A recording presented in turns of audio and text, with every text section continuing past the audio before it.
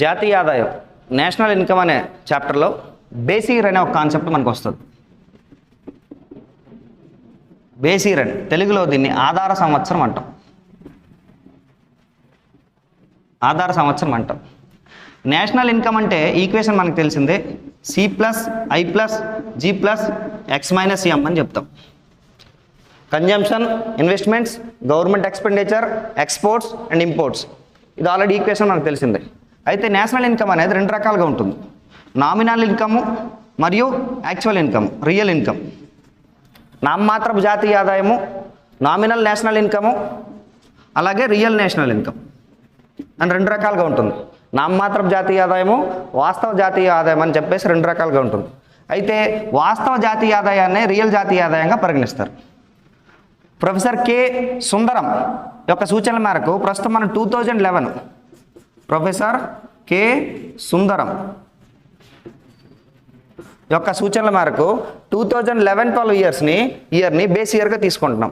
మరి base year అనే concept ఎందుకు సార్ అనేసి అంటే, జాతీయ ఆదాయాన్ని లెక్క పెట్టాలంటే, రియల్ నేషనల్ ఇన్కమ్ వాస్తవ జాతీయ ఆదాయాన్ని లెక్క పెట్టాలంటే ధరలు అనేవి, కాస్ట్ అనేవి ఫ్లక్చువేట్ అవ్వని, అంటే ఎక్కువగా పెరిగి తగ్గకుండా ఒకే లెవెల్లో ఆన్ అండ్ యావరేజ్గా కంటిన్యూ అవుతున్న ఇయర్ ఏదైతే ఉందో ఆ ఇయర్ని బేస్ ఇయర్గా తీసుకుంటారు. ఇక్కడ చూస్తే మీకు 1940s తర్వాత 60s, 70s, 80s, 90s, ఆ తర్వాత 2004-11 అంటే కంటిన్యూగా ఇయర్స్ అనేవి లేవు. నార్మల్గా ఫైనాన్షియల్ ఇయర్ అనేది every year April 1st end అయ్యి next year March 31st April 1st start అయ్యి next year March 31st end అవుతుంది ఫైనాన్షియల్ ఇయర్. అందుకే మనకి ఇక్కడ 2 ఇయర్స్ అనేవి కనబడతాయి. అయితే ఈ ఫైనాన్షియల్ ఇయర్ వరుసగా లేవు, ఎక్కడెక్కడో కనబడుతున్నాయి మనకి. ఓవరాల్గా ఈ 75 సంవత్సరాల స్వతంత్ర భారతదేశంలో మనకున్న బేస్ ఇయర్స్ ఎన్ని సార్ అంటే 8 బేస్ ఇయర్స్, 8 మాత్రమే. చాలా ఇంపార్టెంట్ ఇది, 8 బేస్ ఇయర్స్ మాత్రమే తీసుకున్నాం. అంటే ఈ 8 బేస్ ఇయర్స్లో, ఈ 8 ఆర్థిక సంవత్సరాల్లో మాత్రమే ధరలు అనేవి పెద్ద తేడాలు చూపించలేదు, పెద్దగా ఫ్లక్చువేట్ అవ్వకుండా నార్మల్గా యావరేజ్గా కంటిన్యూ అయ్యాయి. ఫర్ ఎగ్జాంపుల్ ఇయర్ మొత్తం మీద కూడా కిలో రైస్ లేదా కిలో టమాటా ఇయర్ మొత్తం మీద ఒకే ఆన్ అండ్ యావరేజ్గా 22, 23, 24 రూపీస్ కంటిన్యూ అవుతుంది అనుకోండి, దాన్ని బేస్ ఇయర్గా మనం తీసుకోవడానికి పరిగణలోకి తీసుకువెళ్ళచ్చు. అలా కాకుండా ఒక మంత్ ఏమో 20 రూపీస్ ఉండి మరో మంత్ 100 రూపీస్ అయ్యి మరో మంత్ 10 రూపీస్గా తగ్గింది అనుకోండి, దాన్ని బేస్ ఇయర్గా తీసుకోకూడదు.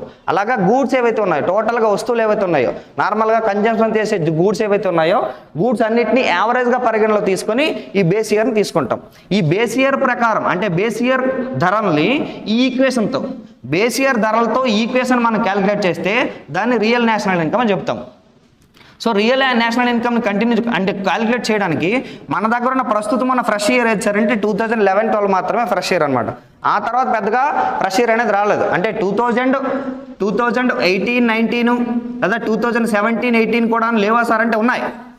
వీటిని బేస్ ఇయర్గా తీసుకురావాలని చెప్పేసి కూడా అరుణ్ జైట్లీ ప్రయత్నించారు. ఈ లోపల ఆ ప్రపోజల్ ఫైల్ ఏదైతే ఉందో, ప్రపోజల్ ఫైల్ క్రియేట్ అయ్యే లోపల మీకు తెలుసా ఆయన చనిపోయారు. ఈ బేస్ ఇయర్ అనేది కంటిన్యూ అవ్వలేదు. ప్రస్తుతానికి మాత్రం ఫ్రెష్ బేస్ ఇయర్ ఏది సార్ అంటే 2011-12 మాత్రం fresh base year.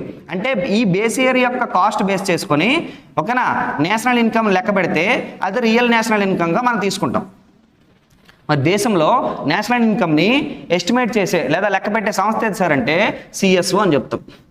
Central statistical organisation అని చెప్తాం అనమాట.